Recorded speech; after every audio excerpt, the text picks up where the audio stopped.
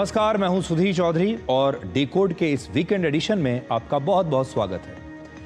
आज हम आपको व्हाइट हाउस की एक ऐसी बैठक में लेकर चलेंगे जहां अमेरिका के राष्ट्रपति डोनाल्ड ट्रंप अफ्रीकी देशों के राष्ट्राध्यक्षों से कुछ ऐसे बात कर रहे हैं जैसे वो उनके स्कूल के प्रिंसिपल हों। इनमें से एक राष्ट्रपति से डोनाल्ड ट्रंप ने कहा कि वो जल्दी जल्दी अपनी बात खत्म करें क्योंकि उनके पास समय नहीं है।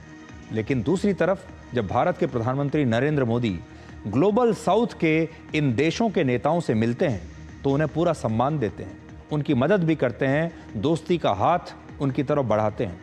आज हम आपको प्रधानमंत्री मोदी की असरदार विदेश नीति के कुछ सबूत दिखाएंगे जिन्हें देखकर हमारे देश का सबूत गैंग बहुत निराश होगा। इसके बाद हम आपका एक ऐसी कंपनी से परिचय करवाएंगे जो दुनिया के 188 देशों की अर्थव्यवस्था से भी बड़ी है। इस कंपनी का नाम है एनवीडिया। एनवीडिया एक कंपनी की बजाय अगर एक देश होती तो अर्थव्यवस्था के मामले में भारत के बाद यह देश दुनिया में 5वें नंबर पर होता। एनवीडिया कंपनी का मार्केट कैप पहली बार $4 ट्रिलियन को पार कर गया है, यानी एनवीडिया कंपनी की कीमत इस समय 340 लाख करोड़ रुपए हो गई है। ये कंपनी यहां तक कैसे पहुंची? ये कंपनी आखिर ऐसा क्या करती है कि ये दुनिया की इतनी बड़ी, सबसे बड़ी कंपनी बन गई? आज हमारे देश के हर युवा को इस केस स्टडी से सीखना चाहिए। और आखिर में एक ऐसी सोच का विश्लेषण करेंगे जो भारत की हर पीढ़ी के दिमाग में बचपन से ही भर दी जाती है, और वो सोच ये है कि एक लड़का और लड़की कभी दोस्त नहीं हो सकते। अमेरिका में दुनिया भर के लड़के और लड़कियों की दोस्ती पर एक बहुत बड़ा सर्वे हुआ है जिसमें यह पता लगाने की कोशिश की गई कि क्या वाकई महिला और पुरुष के बीच सिर्फ आकर्षण और मोहब्बत का ही रिश्ता हो सकता है, सच्ची दोस्ती नहीं हो सकती।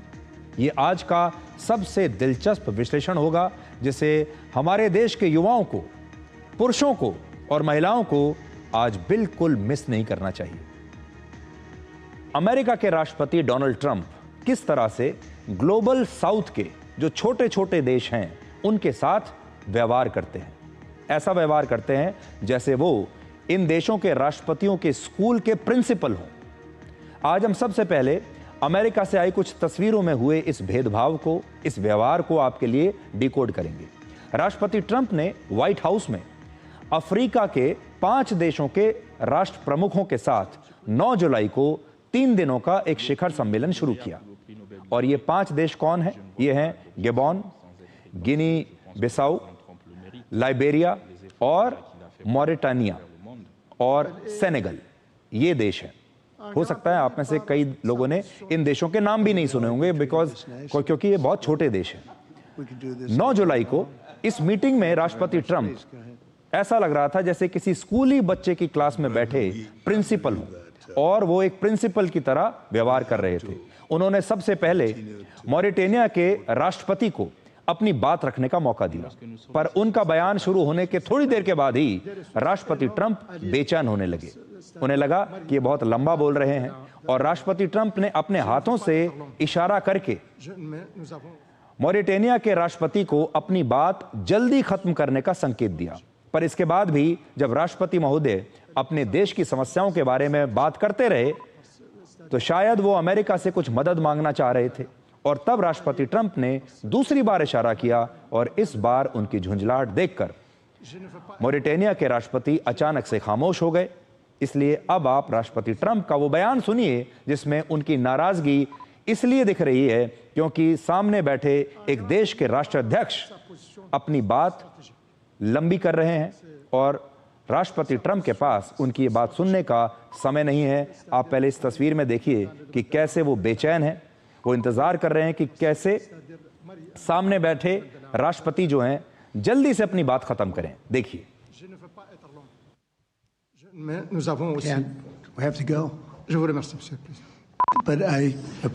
Nous avons des richesses et des ressources énormes halieutiques, c'est-à-dire dans le domaine de la mer.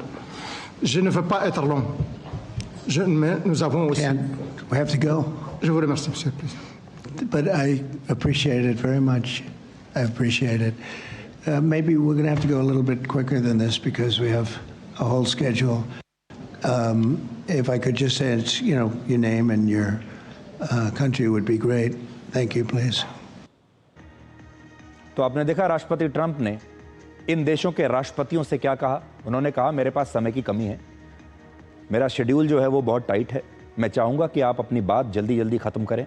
और बाकी के राष्ट्रपतियों से कहा कि आपको ज़्यादा बात लंबा खींचने की आवश्यकता नहीं है, आप अपना नाम बताइए, किस देश से आए हैं ये बताइए, और बस इसके बाद कुछ और मत बोलिए। सिर्फ नाम बताइए और किस देश से आए हैं ये बताइए, बस, और कुछ नहीं। और इसके बाद लाइबेरिया के राष्ट्रपति जोसेफ बोकाई ने अंग्रेजी में अपनी बात कहनी शुरू की। तो राष्ट्रपति ट्रंप उनकी अंग्रेजी से बड़े प्रभावित हुए और उनसे पूछा कि आपने ये अंग्रेजी कहां से सीखी, आप बड़ी अच्छी अंग्रेजी बोलते हैं। लाइबेरिया के राष्ट्रपति ट्रंप का बयान सुनकर, उनकी ये बात सुनकर हंसने लगे। लाइबेरिया के राष्ट्रपति ने जवाब दिया कि लाइबेरिया में उन्होंने ये भाषा सीखी है। और राष्ट्रपति ट्रंप और भी तब ज़्यादा हैरान हुए कि इन्होंने अपने ही देश में रहते हुए ये भाषा कैसे सीख ली, इतनी अच्छी अंग्रेजी कैसे हुई। अब सोचिए, लाइबेरिया एक ऐसा देश है जिसकी स्थापना वर्ष 1847 में अमेरिका से ही वापस लौटे अश्वेत गुलामों ने की थी, और वहाँ की जो ऑफिशियल भाषा है वो अंग्रेजी ही है। इस देश का संविधान, सरकार और तमाम शिक्षा का जो पूरा सिस्टम है, सब कुछ अंग्रेजी में ही चलता है। और वहाँ रहने वाला हर इंसान बचपन से ही अंग्रेजी भाषा सीखता भी है और बोलता भी है। लेकिन लाइबेरिया के राष्ट्रपति को व्हाइट हाउस में निमंत्रण देने के बावजूद ट्रंप शायद ये बात नहीं जानते थे, इसलिए उनकी इस अंग्रेजी से बड़े प्रभावित हो गए। अब इनकी बातचीत सुनिए। We want to work with the United States in peace and security within the region because we are committed to that. And we just want to thank you so much for this opportunity. Well, thank you. And such good English, such beautiful. Where did you learn to speak so beautifully? Where were you educated? Where? Yes, sir. In Liberia. Yes, sir. Well, that's very interesting. That's beautiful English. Sure. I have people at this table can't speak nearly as well. Very And good, they, sir. तो देखिए, राष्ट्रपति Trump किसी school के principal की तरह व्यवहार कर रहे हैं और सामने बैठे एक और देश के राष्ट्रपति से कह रहे हैं कि इतनी अच्छी अंग्रेजी बोलना कहां से सीखा। राष्ट्रपति ट्रंप इस शिखर सम्मेलन में डिप्लोमेसी के बदले एक बिजनेस डील जैसा व्यवहार करते रहे। क्या इसकी वजह अफ्रीका के इन देशों का आर्थिक तौर पर कमजोर होना है? वर्ष 2024 में अमेरिका की जीडीपी का साइज करीब 2480 लाख करोड़ रुपए था, जबकि अफ्रीकी क्षेत्र के सभी देशों की कुल जीडीपी मिलाकर सिर्फ 236 लाख करोड़ रुपए की थी। अब सोचिए, अफ्रीकी क्षेत्र के सभी देश मिलकर भी अमेरिका की जीडीपी का करीब 10% है। यहां उन्होंने अफ्रीका के इन देशों को व्हाइट हाउस की प्रेस टीम से भी बात करने की सलाह दी, और इसके साथ ही वो, हालांकि ये बताने का उनका तरीका जो है वो कूटनीति से ज़्यादा किसी बिजनेस मीटिंग जैसा था। और उनका बयान सुनने के बाद दूसरे अफ्रीकी देशों ने ट्रंप के सामने ही उनके मन की बात कहनी शुरू कर दी। उन्हें लगा कि ट्रंप के पास समय बहुत ज़्यादा नहीं है, इसलिए वो बात कहिए जो ट्रंप को अच्छी लगती हो। तो गेबॉन के राष्ट्रपति ने ट्रंप को शांति का नोबेल पुरस्कार दिए जाने का समर्थन किया, और ट्रंप ये सुनते ही बड़े खुश हो गए। Et nous avons des richesses et des ressources énormes halieutiques. C'est-à-dire dans le je ne veux pas être long. Nous avons. Some of you I've met, and some of you I just got to meet, and I think it would be nice if you said a few words to the press, which is right back here. Do we have a camera over here? It'd be nice if you could. Oh, there it is. You could speak to the. You don't want to turn your head so much. I do it a lot. It's not pleasant. But perhaps we could start with you, please. Thank you very much.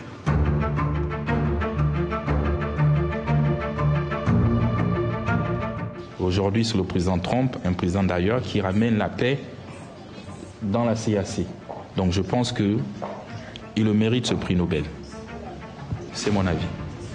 Very nice. Thank you. I didn't know I'd be treated this nicely. This is great. We could do this all day long. Thank you very much. Please, go ahead. We are a small country, but we are a great state. Not a great state like the United States. but we're a great country as well.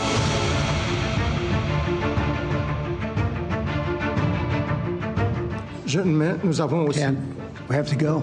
Je vous remercie, Monsieur le Président. But I appreciate it very much. I appreciate it.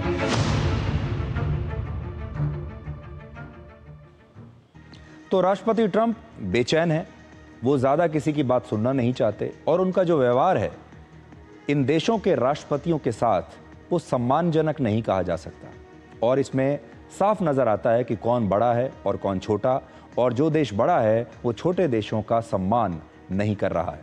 समय की कमी है, मेरे पास ज़्यादा समय नहीं है, मुझे बहुत काम है, आप जल्दी जल्दी अपनी बात कीजिए, अपना नाम बताइए, अपने देश का नाम बताइए, और बस इतना ही काफ़ी है। अब देखिए, भारत ऐसे ग्लोबल साउथ के देशों से कैसे संबंध बनाता है। भारत वसुदैव कुटुंबकम में विश्वास रखता है और प्रधानमंत्री मोदी के व्यवहार में आपको एक दूसरी झलक दिखाई देगी। प्रधानमंत्री मोदी दुनिया भर के नेताओं के साथ हमेशा एक अपनेपन की भावना से मिलते हैं, उन्हें पूरा सम्मान देते हैं, चाहे देश छोटा हो या बड़ा हो। प्रधानमंत्री मोदी ने हाल ही में अफ्रीका के 2 देशों का दौरा किया। इन देशों का नाम है घाना और नामीबिया। दोनों देशों ने अपना सर्वोच्च नागरिक सम्मान प्रधानमंत्री मोदी को दिया और दोनों देशों की संसद को भी प्रधानमंत्री मोदी ने संबोधित किया। आप इन तस्वीरों में जरा देखिए कैसे प्रधानमंत्री मोदी ने घाना और नामीबिया की संसद में कई सांसदों से हाथ मिलाया, उनका सम्मान किया। यह दोस्ती का हाथ था और यही सबसे बड़ा अंतर है अमेरिका और भारत में। भारत दूसरी महाशक्तियों से अलग है। घाना की संसद में प्रधानमंत्री मोदी के सम्मान में वहां के कुछ सांसद भारतीय कपड़े भी पहनकर आए थे और ऐसा इसलिए हुआ क्योंकि प्रधानमंत्री मोदी बड़े और छोटे देशों में फर्क नहीं करते। इसलिए वो जहां भी जाते हैं उस देश के प्रधानमंत्री हों, राष्ट्रपति हों, पक्ष हो, विपक्ष के नेता हों, सभी उनसे मिलना चाहते हैं, सभी हाथ मिलाना चाहते हैं, फोटो खिंचवाना चाहते हैं, सेल्फी लेना चाहते हैं, उनसे बात करना चाहते हैं। और ये देखकर हर भारतीय को आज गर्व महसूस होना चाहिए। पर आपने शायद ही अफ्रीका के किसी देश में अमेरिका के राष्ट्रपति को, चीन के राष्ट्रपति को, रशिया के राष्ट्रपति को, किसी और बड़े देश के राष्ट्रपति को इस प्रकार की तस्वीरों में देखा होगा, जहां इतना अपनापन दिखाई दे रहा होगा, जहां इतनी खुशी दिखाई दे रही होगी, जहां इतना सम्मान दिखाई दे रहा होगा।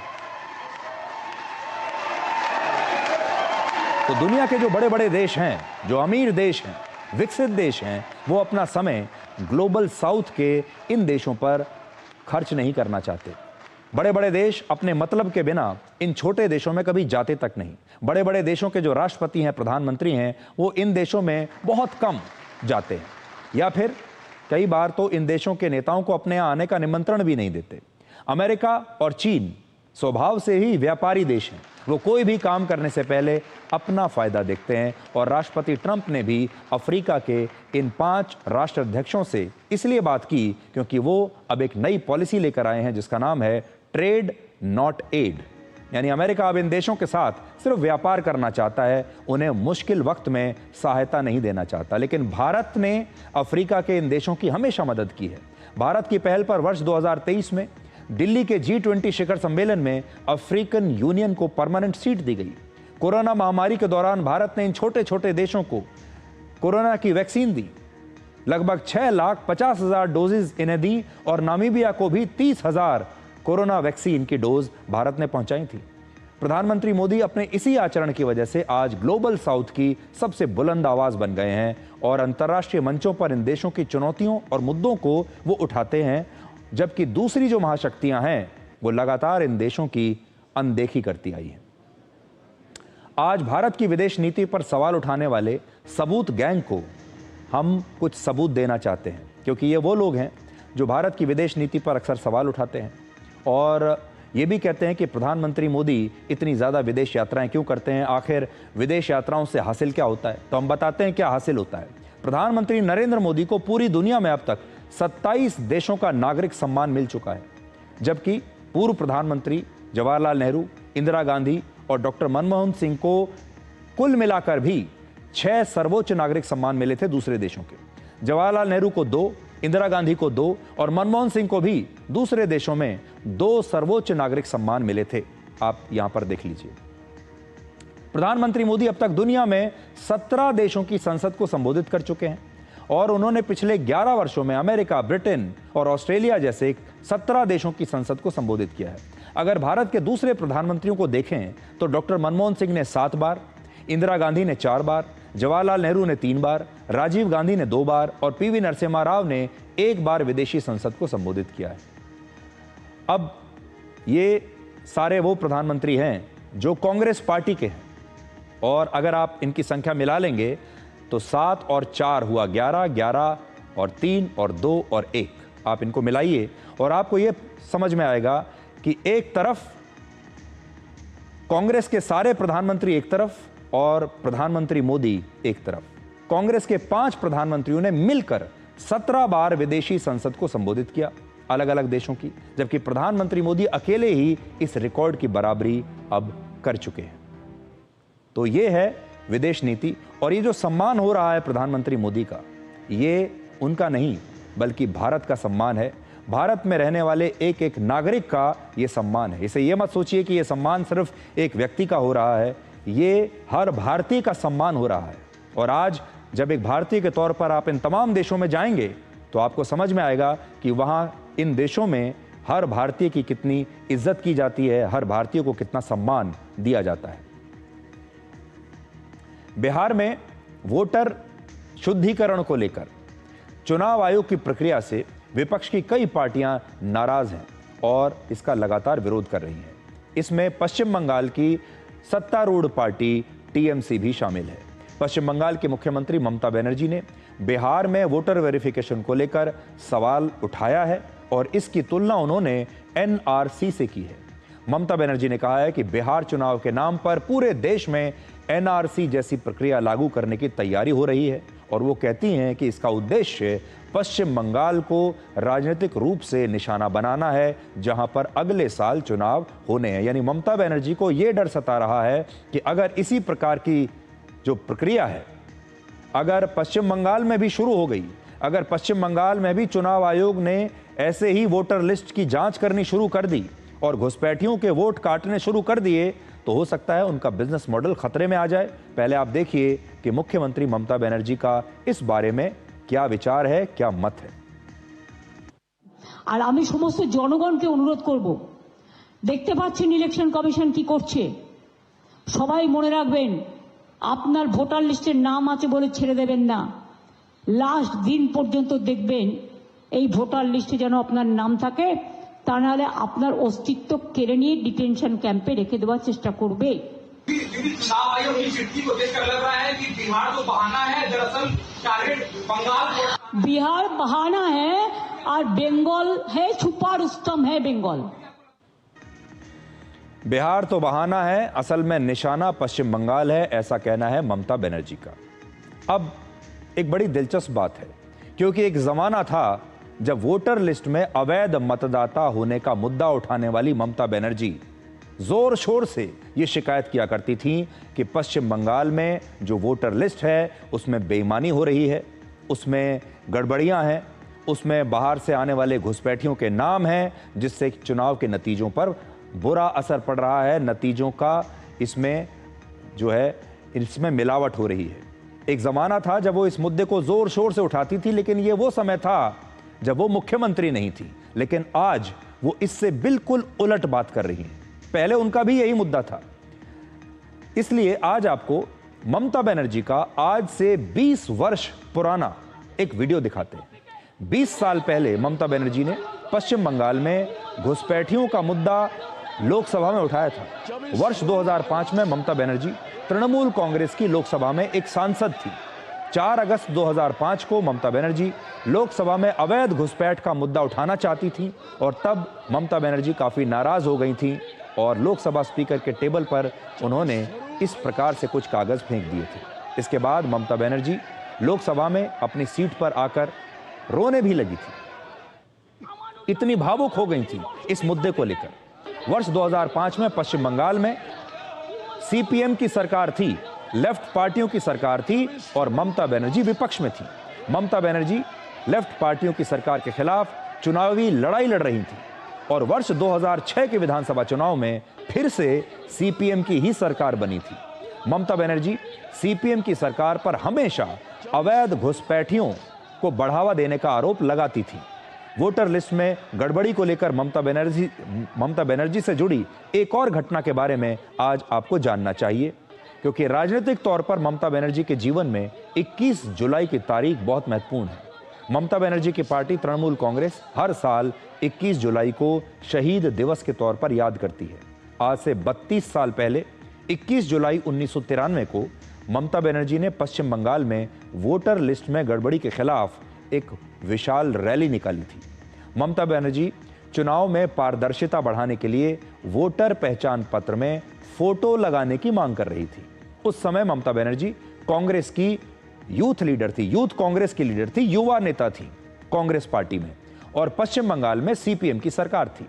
कांग्रेस कार्यकर्ताओं को रोकने के लिए उस समय पुलिस ने गोलियां चलाई और पुलिस की गोलीबारी में कांग्रेस के 13 कार्यकर्ताओं की मौत हो गई थी। लेकिन आज पश्चिम बंगाल में उसी अवैध घुसपैठ को लेकर ममता बनर्जी का हृदय परिवर्तन हो चुका है और आज ममता बनर्जी वोटर वेरिफिकेशन का विरोध कर रही हैं और इसकी तुलना एनआरसी से कर रही है। इसके पीछे कोई ना कोई वजह तो जरूर होगी, इसलिए अब कुछ आंकड़ों पर नजर डालिए।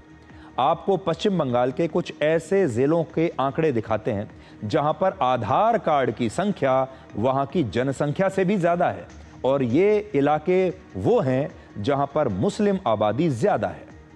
मुर्शिदाबाद जिले में 66% मुस्लिम आबादी है और वहां 121% आधार कार्ड बने हैं, यानी हर 100 लोगों पर 121 आधार कार्ड हैं। बीरभूम में 37% मुस्लिम जनसंख्या है और वहां 115% आधार कार्ड हैं।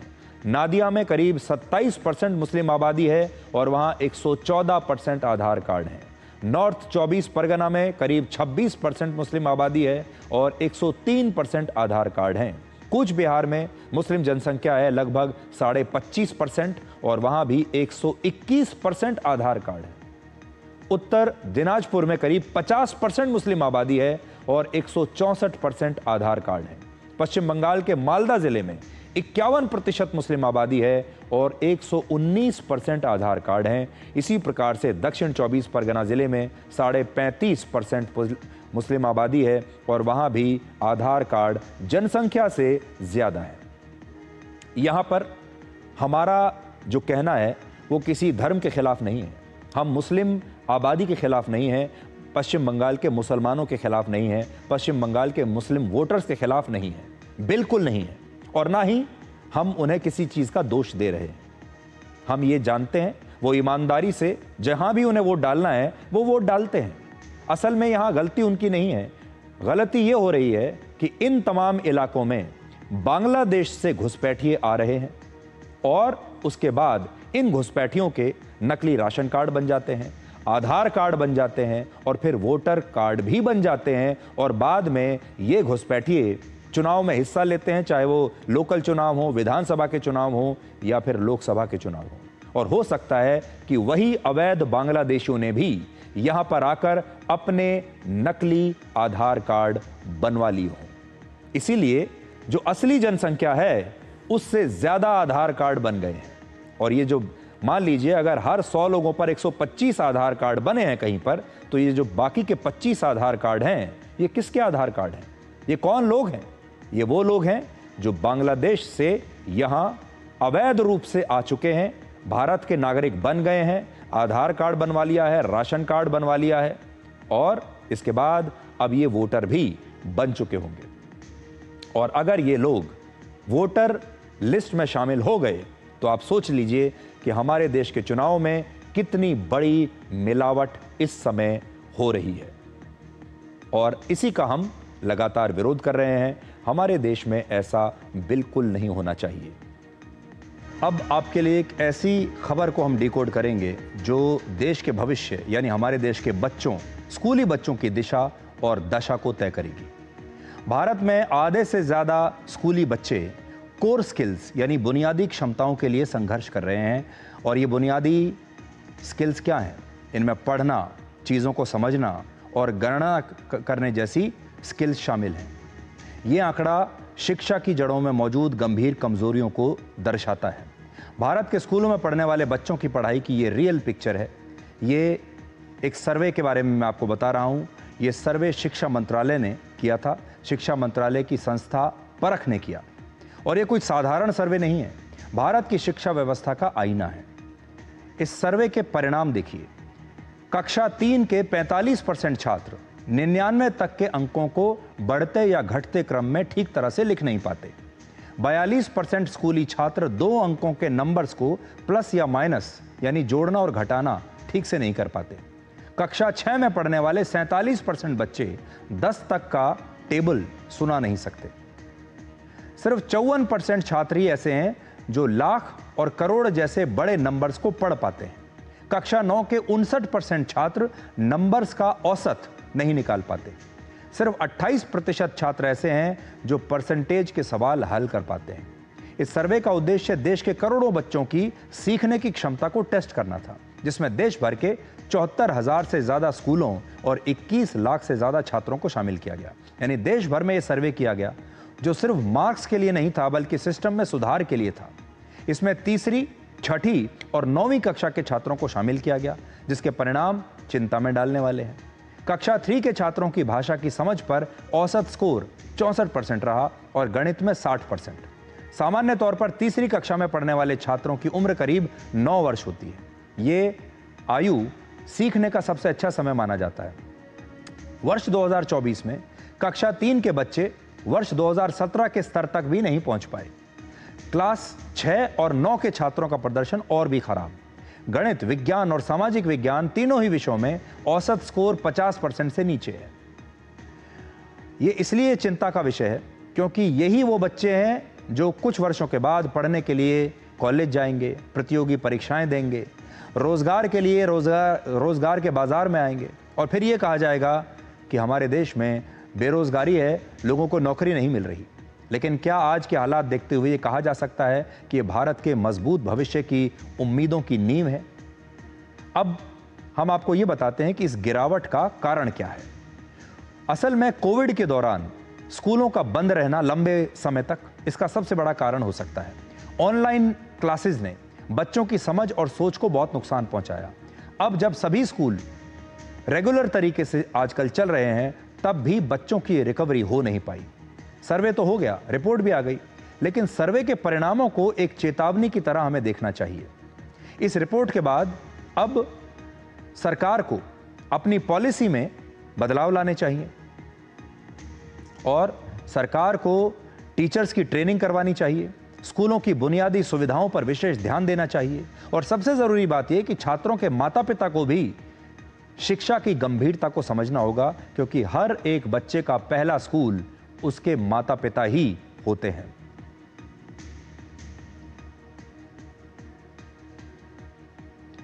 क्या आपने कभी यह महसूस किया है कि जब आपके घर में छोटे बच्चों को स्मार्टफोन नहीं मिलता तो उनका व्यवहार बदल जाता है, उन्हें गुस्सा आने लगता है, वो रोना शुरू कर देते हैं। आजकल के छोटे बच्चे दोस्तों से मिलना नहीं चाहते, अकेले रहना चाहते हैं, नए दोस्त नहीं बनाना चाहते, खेलने के लिए घर से बाहर नहीं जाना चाहते और उनका स्वभाव चिड़चिड़ा हो रहा है। अगर आपके बच्चे के व्यवहार में भी ये बदलाव दिख रहा है तो इसी को मोबाइल फ़ोन की लत कहते हैं। आजकल के छोटे बच्चों का सबसे पसंदीदा खिलौना है मोबाइल फ़ोन और ये खिलौना आप उनसे छीन नहीं सकते। छोटे बच्चों में मोबाइल फ़ोन की बढ़ती लत को लेकर गाजियाबाद के सीएमओ यानी चीफ मेडिकल ऑफिसर ने एक एडवाइजरी जारी की है, जिसमें कहा गया कि मोबाइल फ़ोन की लत बच्चों को बीमार बना रही है। मोबाइल फ़ोन का लगातार लंबे समय तक प्रयोग करने की वजह से बच्चों के शारीरिक, मानसिक और सामाजिक स्वास्थ्य पर बुरा असर पड़ रहा है। ये एडवाइजरी जो है ये आपकी स्क्रीन पर है, आप देखिए। और ये एक बिल्कुल नए प्रकार की पहल है जब किसी डिस्ट्रिक्ट के, किसी इलाके के सीएमओ ने बाकायदा माता पिता को ये एडवाइजरी जारी की है। तो मैं आपको पढ़कर सुनाता हूं। बच्चों में व्यावहारिक समस्या ज़्यादा आ रही हैं, जिसका प्रमुख कारण मोबाइल फ़ोन की लत है। शुरुआत में ये कम रहता है, लेकिन धीरे धीरे ये इतना बढ़ जाता है कि मानसिक समस्या के रूप में सामने आता है। मोबाइल फ़ोन न मिलने पर एंग्जाइटी और तनाव होना, मोबाइल फ़ोन चलाते वक्त रोक देने पर चिड़चिड़ापन होना, गुस्सा आना, पहले जिन चीज़ों में रुचि थी उसमें रुचि ना होना, कोई मैसेज ना आए या महत्वपूर्ण अपडेट ना आए तो इसका डर बना रहना, असंवेदनशील हो जाना, ईर्ष्यालु हो जाना, अंतर्मुखी व्यक्तित्व वाला हो जाना, जिद्दी होना, आक्रामक और हिंसक प्रवृत्ति का हो जाना, ये मोबाइल फोन के असर हैं जो बच्चों पर हो रहे हैं। लंबे समय तक मोबाइल फोन का इस्तेमाल करना, बार बार फोन को चेक करना, जिम्मेदारी से दूर भागना, लोगों से न मिलना जुलना, इसकी वजह से अन्य कामों पर ध्यान ना देना, रास्ता चलते समय या गाड़ी चलाते समय भी मैसेज चेक करना, ये सब मोबाइल फोन के साइड इफेक्ट्स हैं। गुस्से में अपने से बड़ों की अवहेलना करना, उनकी बातें न मानना, ये सारी बातें इसमें लिखी हैं। और फिर इसमें सलाह दी गई है कि मोबाइल फ़ोन का इस्तेमाल धीरे धीरे कम करें, बच्चों का आउटडोर गेम्स में ज़्यादा ध्यान लगाएं, माता पिता एक रोल मॉडल की तरह काम करें और ख़ुद भी मोबाइल फ़ोन से दूर रहें। बच्चों के समय को अन्य सामाजिक कार्यों से वो जोड़ें और माता पिता को बच्चों के साथ खुद भी समय बिताना चाहिए। सबसे बड़ा सवाल यह है कि माता पिता कम उम्र के बच्चों को मोबाइल फ़ोन देते ही क्यों हैं? एक रिपोर्ट के अनुसार 6 महीने से 2 साल की उम्र के बच्चों का रोना बंद करने के लिए 86.6% माता पिता उन्हें स्मार्टफोन थमा देते हैं। 2 से 5 साल की उम्र के बच्चों को खाना खिलाने के दौरान लगभग 47.5% माता पिता स्मार्टफोन दे देते हैं। आराम करने के दौरान लगभग 49.5% माता पिता 5 से 8 साल की उम्र के बच्चों को मोबाइल फोन दे दिया जाता है ताकि वो माता पिता के आराम में खलल ना डालें, उन्हें डिस्टर्ब ना करें। जब माता पिता बाहर ट्रैवल करते हैं उस समय वो अपने 8 से 12 वर्ष की आयु के बच्चों को मोबाइल फोन देकर चले जाते हैं ताकि वो इसमें व्यस्त रहें। लेकिन ऐसा हो क्यों रहा है? बच्चों में मोबाइल फोन की लत क्यों बढ़ रही है? ऐसा इसलिए क्योंकि मोबाइल फोन में वीडियोस आते हैं, गेम्स आते हैं, सोशल मीडिया के जरिए रील्स बहुत आसानी से उपलब्ध हैं जिन्हें हमारा दिमाग बार बार देखना चाहता है, जिससे दिमाग को बहुत सारी चीज़ें एक साथ मिलती हैं। बच्चों को इसमें तेज़ आवाज़ मिलती है, रंग बिरंगी तस्वीरें मिलती हैं, तेज़ी से बदलते वीडियो मिलते हैं, वीडियो गेम्स मिलते हैं। इसका असर ये होता है कि इससे दिमाग को डोपामिन मिलता है। डोपामिन एक बहुत ही महत्वपूर्ण न्यूरोट्रांसमीटर है। ये दिमाग में संदेश पहुंचाने वाला एक केमिकल है जो हमें अच्छा महसूस कराता है। अगर दिमाग को बार बार डोपामिन की आवश्यकता पड़ने लगे तो वो बाकी चीज़ों में आनंद लेना बंद कर देता है। तो ये सब मोबाइल फ़ोन की लत से होता है। और आज हम यही कहेंगे आपको कि अगर आपके बच्चों को भी ऐसा लगता है कि आपके बच्चे के व्यवहार में कोई समस्या आ रही है तो आपको तुरंत इस पर कार्रवाई करनी चाहिए। अपने बच्चे को मोबाइल फ़ोन से आप दूर रखिए। हम आपको 2 खबरें दिखाएंगे और दोनों खबरें भारत के युवाओं के लिए हैं। तो अब पहली खबर देखिए। इसमें हम आपका परिचय एक ऐसी कंपनी से कराएंगे जो दुनिया के 188 देशों की अर्थव्यवस्था से भी बड़ी है। इस कंपनी का नाम है एनवीडिया। एनवीडिया एक कंपनी की बजाय अगर आज एक देश होती तो अर्थव्यवस्था के मामले में भारत के बाद दुनिया का ये 5वां सबसे बड़ा देश होता अगर एनवीडिया एक देश होती तो। एनवीडिया कंपनी का मार्केट कैप पहली बार $4 ट्रिलियन को पार कर गया है। यानी आज एनवीडिया कंपनी की जो कीमत है वो 340 लाख करोड़ रुपए हो गई है। दुनिया में पहली बार किसी कंपनी का मार्केट कैप 340 लाख करोड़ रुपए तक पहुंचा है। और मार्केट कैप का मतलब है कि अगर आज कोई एनवीडिया कंपनी को खरीदना चाहता है तो बाजार में इस कंपनी की कीमत 340 लाख करोड़ रुपए होगी। अब आप सोच रहे होंगे कि एनवीडिया आखिर ऐसा क्या करती है, ऐसा क्या बनाती है कि इस कंपनी की इतनी कीमत बाजार में हो गई है। आज सोना, चांदी और हीरे से भी महंगा है आर्टिफिशियल इंटेलिजेंस यानी एआई। एआई को विकसित करने के लिए एक खास तरह की चिप का इस्तेमाल होता है और आज दुनिया भर में एआई के क्षेत्र में इस्तेमाल होने वाली 90% चिप्स का निर्माण एनवीडिया कंपनी ही करती है। इसीलिए आज एनवीडिया पूरी दुनिया में सबसे बड़ी कंपनी बन गई है। वर्ष 1993 में एनवीडिया कंपनी की स्थापना हुई थी और इस कंपनी की स्थापना जेनसन हुआंग नाम के एक व्यक्ति ने की थी। जेनसन हुआंग का जन्म ताइवान में हुआ था और बाद में वो अमेरिका के नागरिक बन गए। अब सोचिए कैसे एक व्यक्ति दूसरे देश से आकर अमेरिका में दुनिया की सबसे बड़ी कंपनी की स्थापना कर देता है। कई बार हम लोग सोचते हैं कि बाहर से आने वाले जो लोग हैं, जिन्हें हम कई बार शरणार्थी कह देते हैं, हर देश सोचता है कि बाहर से आने वाले लोग हम पर बोझ हैं, उन्हें वापस भेज देना चाहिए। लेकिन इस व्यक्ति को देखिए, ये भी बाहर से आया, ताइवान से अमेरिका में जाकर बसा और अमेरिका में जाकर इसने एनवीडिया जैसी कंपनी की स्थापना कर दी। और एक बड़ा दिलचस्प तुलना हम आपको दिखाते हैं। अगर एनवीडिया की तुलना आप भारत की अर्थव्यवस्था से करें तो क्या दिखाई देगा। भारत की अर्थव्यवस्था वर्ष 2007 में $1 ट्रिलियन की हुई थी और $4 ट्रिलियन तक पहुंचने में हमें 18 वर्ष का समय लगा। आज हमारी अर्थव्यवस्था $4 ट्रिलियन की है। और दूसरी तरफ अगर आप देखें 2023 में एनवीडिया पहली बार $1 ट्रिलियन की कंपनी बनी और सिर्फ 2 साल के अंदर ही, यानी इस साल 2025 आते आते ये $4 ट्रिलियन की कंपनी बन गई। आज दुनिया की सभी बड़ी कंपनियों में एआई का इस्तेमाल बढ़ता जा रहा है। आज से 15 साल पहले जिन लोगों को कंप्यूटर की जानकारी थी उन लोगों की सैलरी ज्यादा हुआ करती थी और लोग कहते थे कि कंप्यूटर इंसानों की नौकरियां ले लेगा। फिर कंप्यूटर का दौर आया। आज समय ऐसा है जब हर व्यक्ति कंप्यूटर का इस्तेमाल करता है। आपके फोन में कंप्यूटर लगा हुआ है। फोन भी एक छोटा मोटा एक पोर्टेबल कंप्यूटर है और कंप्यूटर इस्तेमाल करना आज कोई बड़ी बात नहीं है, हर आदमी इस्तेमाल कर रहा है। अब वही स्थिति एआई की होने वाली है और जिन लोगों को एआई की जानकारी है, जो लोग एआई का इस्तेमाल करना जानते हैं, उन लोगों की नौकरियां बची रहेंगी। सिर्फ बची ही नहीं रहेंगी बल्कि उनकी तनख्वाहें भी बहुत ज्यादा रहेंगी। तो बहुत सारे लोग कहते हैं कि एआई इंसानों की नौकरी ले लेगा, लेकिन हम ये कहना चाहते हैं आज आपको कि अब इस दुनिया में 2 प्रकार के लोग होंगे। एक वो जो एआई का इस्तेमाल करना नहीं जानते और एक वो जो एआई का इस्तेमाल करना जानते हैं।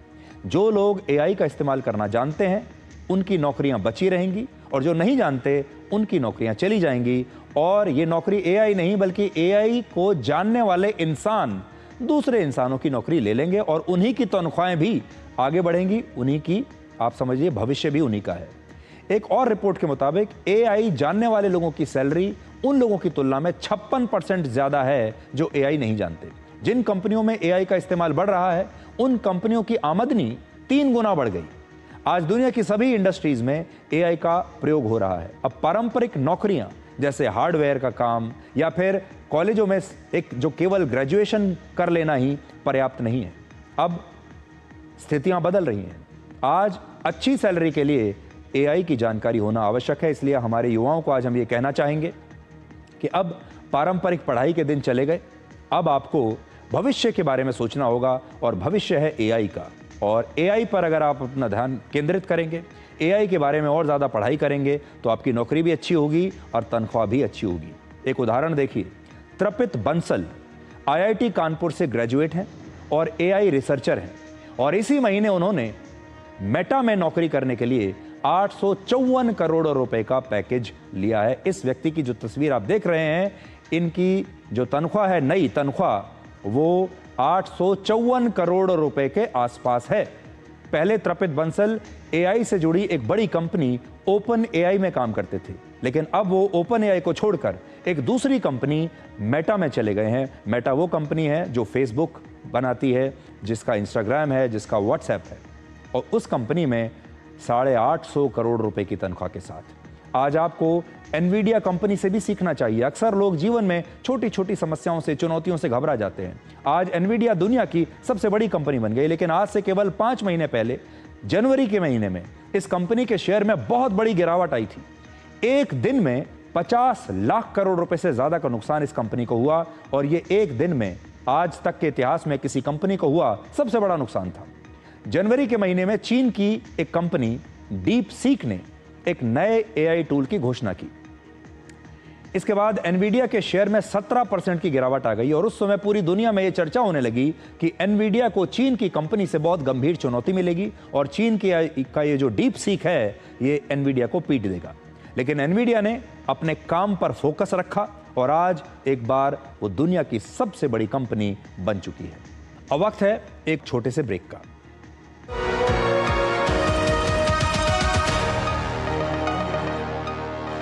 कोयला मंत्रालय भारत सरकार के मार्गदर्शन में कोल इंडिया लिमिटेड की CSR क्षेत्र में एक अनोखी पहल निर्माण योजना।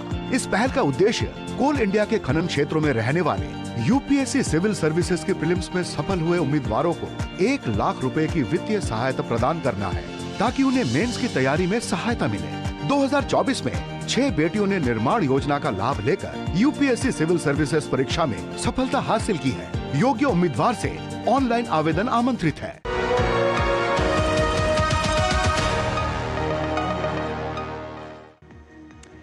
अब अगली खबर हमारे देश के युवाओं के लिए। एक लड़का और एक लड़की कभी दोस्त नहीं हो सकते।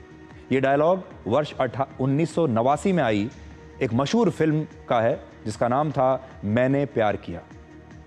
आपको याद होगा, ये मैंने प्यार किया फिल्म थी सलमान खान की और भाग्यश्री की। इसमें ये डायलॉग था, एक लड़का और लड़की कभी दोस्त नहीं हो सकते। ये डायलॉग शायद आपने भी सुना होगा और आप में से ज्यादातर ने शायद इसे अपनी जिंदगी में कभी ना कभी महसूस भी किया होगा। बॉलीवुड में इसे धर्म की तरह माना गया है, चाहे कुछ कुछ होता है जैसी फिल्म हो या फिर जब वी मेट जैसी फिल्म हो। हर फिल्म की कहानी में दोस्ती, जो लड़का और लड़की की दोस्ती होती है, धीरे धीरे प्यार में बदल जाती है। और अगर लड़के और लड़की की दोस्ती प्यार में नहीं बदलती तो दर्शकों को लगता है कि कुछ गड़बड़ है। लेकिन आज हम एक लड़का और एक लड़की की दोस्ती के सत्य को डिकोड करेंगे, जिस पर शायद आज तक बॉलीवुड और समाज दोनों ने ही पर्दा डाला हुआ है। 19वीं सदी में मशहूर लेखक ऑस्कर वाइल्ड ने कहा था, मर्द और औरत के बीच दोस्ती नहीं हो सकती, सिर्फ प्यार, ईर्ष्या या पूजा हो सकती है। लेकिन 21वीं सदी के आंकड़े कुछ और कहते हैं। New York university, stern school of business और मेटा ने मिलकर दोस्ती पर एक अंतर्राष्ट्रीय सर्वे किया। NYU stern school of business New York university का एक बहुत ही बड़ा और जाना माना बिजनेस स्कूल है जो डेटा, अर्थशास्त्र और व्यवहार विज्ञान पर रिसर्च करता है। वहीं मेटा दुनिया की सबसे बड़ी टेक्नोलॉजी कंपनियों में से एक है, जो पहले फेसबुक के नाम से जानी जाती थी। आज मेटा में फेसबुक, इंस्टाग्राम और व्हाट्सएप जैसे प्लेटफॉर्म शामिल हैं। इन दोनों ने मिलकर महिला और पुरुष के बीच लगभग 180 करोड़ ऑनलाइन फ्रेंडशिप्स और करीब 200 देशों के डेटा का विश्लेषण किया। और इस सर्वे में 3 बड़ी बातें पता चली। पहला, जिन देशों में महिला और पुरुष को बराबरी का दर्जा हासिल है वहां पर जेंडर इक्वलिटी है। ऐसे देशों में वहां लड़के और लड़कियों के बीच ज्यादा गहरी और सच्ची दोस्ती होती है, जैसे स्वीडन में, नॉर्वे में और डेनमार्क में। जहां महिला और पुरुष बराबर हैं वहां दोनों के बीच सच्ची दोस्ती हो रही है। दूसरी बात, रूढ़िवादी और पारंपरिक समाजों में लड़के और लड़की की दोस्ती अब भी बहुत कम देखने को मिलती है और इसके पीछे हमारे समाज के नियम, संस्कार और लोग क्या कहेंगे वाला डर होता है। और तीसरी बात, जैसे जैसे कोई समाज ज्यादा बराबरी वाला बनता है, आधुनिक होता है, पुराने विचारों को त्यागता है, वैसे वैसे लड़का और लड़की की दोस्ती बढ़ती चली जाती है। लेकिन हमारे देश भारत में अब भी अगर कोई लड़का और लड़की किसी कैफे में आपको बैठे मिल जाएं तो अड़ोस पड़ोस में कानाफूसी शुरू हो जाती है। हमारे शहरों में एक लड़का और एक लड़की अच्छे दोस्त होने के बाद भी आज़ादी से खुलकर घूम फिर नहीं सकते, मिल नहीं सकते, क्योंकि उन्हें हमेशा इस बात का डर रहता है कि अगर उन्हें किसी ने एक साथ देख लिया तो समाज में, उनके मोहल्ले में, शहर में उनकी बदनामी होगी। परिवार को ये बात पता नहीं चलनी चाहिए। उन्हें लोगों से तरह तरह की बातें सुनने को मिलेंगी। और आज भी हमारे देश में अगर एक लड़का और लड़की आपस में कहीं मिलते जुलते हैं तो उन्हें बार बार ये कहना पड़ता है कि वी आर जस्ट फ्रेंड्स, हम सिर्फ एक अच्छे दोस्त हैं, हमारे बीच में इसके अलावा कुछ नहीं। सवाल यह है कि क्या हम अब भी पुराने जमाने की इस संकीर्ण सोच में फंसे हुए हैं? क्या हम दोस्ती में सिर्फ रोमांस और मोहब्बत की भूमिका ही मानते रहेंगे? आज हमारे समाज का एक विरोधाभास देखिए। इसी भारत में एक तरफ हम LGBTQ के अधिकारों की बात करते हैं, सेम सेक्स मैरिज की बात करते हैं, लेकिन एक लड़के और लड़की की दोस्ती को आज भी स्वीकार नहीं कर पाते। आज वो जमाना है जब महिलाएं बड़ी बड़ी कंपनियों की CEOs बन रही हैं, बड़े बड़े पदों पर जा रही हैं, महिलाएं फाइटर पायलट बन रही हैं, महिलाएं सेना में काम कर रही हैं, पुलिस में काम कर रही हैं। तो क्या यह मान लेना इतना मुश्किल है कि महिलाएं किसी पुरुष की दोस्त नहीं हो सकती, और वो भी बिना किसी लव स्टोरी के?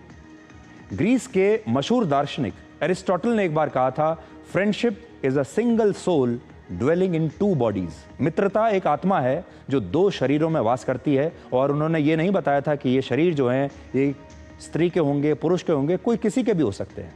एरिस्टोटल ने ये बात आज से 2300 वर्ष पहले कही थी। और एरिस्टोटल महान योद्धा सिकंदर के गुरु थे। दोस्ती किसी जेंडर की मोहताज नहीं है। दोस्ती महिला और पुरुष में भेद नहीं करती। इसलिए हमें लड़का और लड़की की दोस्ती पर अपनी पुरानी सोच को अब बदलना चाहिए। और सोचिए, अगर लड़का और लड़की दोस्त हों तो वो अपने दफ्तर में सहानुभूति की भावना लाते हैं, हमदर्दी की भावना लाते हैं, घर में एक दूसरे के प्रति सम्मान लाते हैं और समाज में एक नया संदेश भी लाते हैं, जहां स्नेह को सिर्फ मोहब्बत या रोमांस की नज़र से नहीं देखा जाता, बल्कि उसे इंसानियत की नज़र से देखा जाता है। इस सर्वे का सबसे बड़ा निष्कर्ष ये निकला कि जहां समाज में मर्द और औरत बराबर होते हैं, वहां उनकी दोस्ती भी बराबरी की होती है, शक, शर्म और साजिश से बहुत परे। और हाँ, उसमें कुछ होने की गुंजाइश नहीं होती। तो अगली बार जब आप किसी लड़के को उसकी किसी दोस्त के साथ बाइक पर देखें या किसी लड़के को किसी लड़की के लिए कॉफ़ी लाते हुए देखें, तो यही सोचें कि शायद ये सिर्फ दोस्त हैं। क्योंकि लड़का लड़की एक तरफ बैठे हैं, वो कहते हैं कि हम सिर्फ दोस्त हैं, लेकिन जो समाज उन्हें देख रहा है वो ये इस भाव के साथ देख रहा है कि लड़का और लड़की कभी दोस्त नहीं हो सकते। अब समय आ गया है कि हमारे समाज को भी इस विचार से बाहर निकलना पड़ेगा। आपने नोट किया होगा, हम अक्सर अपने शो के आखिर में आपको एक कहानी सुनाते हैं। आज हम आपको भारत के क्रिकेटर आकाशदीप की सफलता और मेहनत की कहानी सुनाएंगे। जो लोग थोड़ी सी मुश्किलों से परेशान होकर घबरा जाते हैं, छोटी छोटी चुनौतियों पर हार मान जाते हैं, आज उन सभी लोगों को, खास तौर पर युवाओं को, आकाशदीप की ये कहानी देखनी चाहिए। 1996 में बिहार के सासाराम जिले में एक बहुत ही साधारण से परिवार में आकाशदीप का जन्म हुआ। आकाशदीप के पिता एक स्कूल टीचर थे और आकाश ने बचपन में ही क्रिकेट को अपने जीवन का सबसे बड़ा मकसद बना लिया था। हालांकि आकाश के पिता चाहते थे कि वो सरकारी नौकरी करें, जैसे कोई भी पिता चाहते हैं हमारे देश में। 2015 में आकाशदीप के पिता की मृत्यु हो गई और उस समय आकाश की उम्र सिर्फ 19 साल थी। पिता की मृत्यु के 6 महीने बाद आकाश के बड़े भाई की भी मृत्यु हो गई। पहले पिता की मौत और फिर पिता समान बड़े भाई की मौत की वजह से आकाश टूट गए थे, लेकिन उन्होंने खुद को और अपने परिवार को संभाला। पारिवारिक मजबूरियों की वजह से आकाश ने क्रिकेट खेलना छोड़ दिया। उनके सपने टूटने लगे। 3 वर्षों तक आकाश क्रिकेट से दूर रहे, जो कि उनका सबसे बड़ा सपना था, लेकिन उनकी मां और बड़ी बहन उन्हें हमेशा क्रिकेट खेलने के लिए उन्हें हौसला देती रही। बिहार में 12वीं तक की पढ़ाई करने के बाद, 12वीं कक्षा के बाद आकाश पश्चिम बंगाल चले गए। पश्चिम बंगाल में क्रिकेट के साथ उन्होंने अपनी पढ़ाई जारी रखी।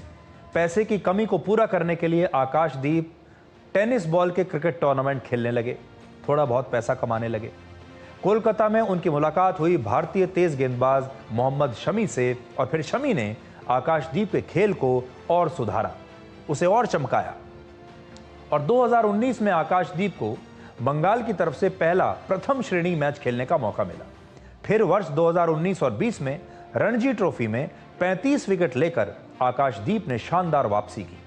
अपने पिता और भाई की मृत्यु के महज 4 वर्षों के बाद आकाश ने क्रिकेट में एक शानदार कमबैक किया। 2022 में आकाश आईपीएल के लिए चुने गए और अब 2025 में आकाशदीप ने इंग्लैंड के खिलाफ इतिहास रच दिया है। लेकिन आकाशदीप के जीवन में एक नई चुनौती आ गई जब उनके परिवार को यह पता चला कि उनकी बड़ी बहन कैंसर से पीड़ित हैं और इसीलिए आकाश ने इंग्लैंड के खिलाफ दूसरे टेस्ट मैच में 10 विकेटों के अपने बॉलिंग स्पेल को अपनी बहन को समर्पित किया। और वो बहन जो आज भी कैंसर से संघर्ष कर रही हैं, क्योंकि आकाश उन्हें खुशी देना चाहते हैं। आकाशदीप ने कहा कि मेरी बहन को मेरा प्रदर्शन अच्छा लगेगा और वो ये देखकर बहुत खुश होंगी। आकाश की बहन अखंड ज्योति सिंह अपने भाई की सफलता से बहुत खुश हैं और वो कहती हैं कि अपने कैंसर की बीमारी को वो कुछ समय के लिए अपने भाई की सफलता के सामने भूल गई। आकाश मेरे लिए समर्पित किया, बहुत गौरवान्वित हूं कि अपना सबसे बड़ा इंस्ट्रूमेंट मेरे को समर्पित किया है। आकाश बहुत गौरवान्वित महसूस कर रही हूँ। मैं बहुत खुश हूँ कि विकेट लिए, 10 विकेट लिए, इंडिया के लिए खेले। हम बहुत खुश हैं, इसी में बहुत खुश हैं हम। अपना दुख बिल्कुल याद नहीं आता उस समय जब लिए विकेट, तो मेरे को उस समय थोड़ा सा भी दुख नहीं था। यहाँ पे जब भी मैच चलता है उनके 5 डेज इनका अखंड दीप जलता रहता है घर में उनके लिए कि अच्छे विकेट ले, अच्छे इंडिया के लिए करे। मेरा तो मतलब सपना था कि इंडिया टीम में जाए। आकाश ऐसे ही 10-10 विकेट लेते रहे और जो भी सपना पूरा किया आकाश, ऐसे ही खेलते रहे इंडिया के लिए। आकाशदीप एक खिलाड़ी है, आकाशदीप एक क्रिकेटर है, लेकिन ये जो कहानी हमने आपको सुनाई है, ये क्रिकेट की कहानी नहीं है, ये खेल की कहानी नहीं है, ये एक युवा की कहानी है। और इसे खेल की कहानी मत मानिएगा, क्योंकि आज हमारे जितने भी दर्शक हमें देख रहे हैं, जितने भी परिवारों में जो बच्चे हैं, जो युवा हैं, जो हमें देख रहे हैं, आज उन्हें आकाशदीप से प्रेरणा लेनी चाहिए और सोचना चाहिए कि जीवन में सब कुछ आपकी मर्जी के मुताबिक नहीं होता। संघर्ष करना पड़ता है, परिश्रम करना पड़ता है, अपनी बारी का इंतज़ार करना पड़ता है। और आज आकाशदीप ने भी बिल्कुल वही किया। संघर्षों से भरा जीवन है, आसानी से कुछ नहीं मिलता, लेकिन आप चाहें तो जब आप अगली बार निराश होने लगें, थकने लगें, तो आकाशदीप की ये कहानी आप देख लीजिएगा। तो आज के लिए डिकोड में इतना ही। अब आपसे हमारी अगली मुलाकात होगी कल रात 9 बजे, जब हम आपको डिकोड का संडे एडिशन दिखाएंगे। तब तक आप खुश रहिए, सुरक्षित रहिए, स्वस्थ रहिए। नमस्कार।